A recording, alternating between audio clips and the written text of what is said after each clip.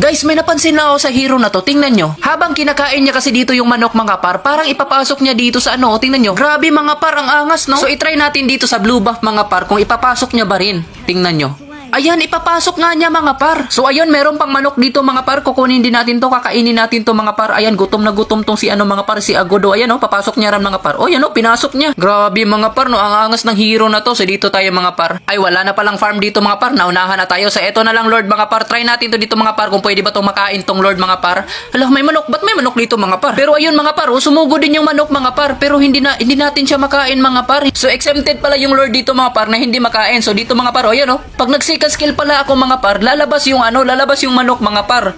Mga kinain mo ata dito mga par, lalabas. Ayan mga par, tinutulungan ako ng manok dito mga par, at saka yung panda ko mga par. So ayan, balik na tayo dito panda no, sakay na ako panda, tapos ayan, susugurin natin to dito mga par. Pero wait lang mga par, parang may pagkain dito mga par, kukunin natin to dito mga par, kakainin. Gutom na to si Agodo mga par Palaging gutom to si Agodo mga par. Ayan, ipapasok na naman niya sa lungga mga par, tingnan nyo.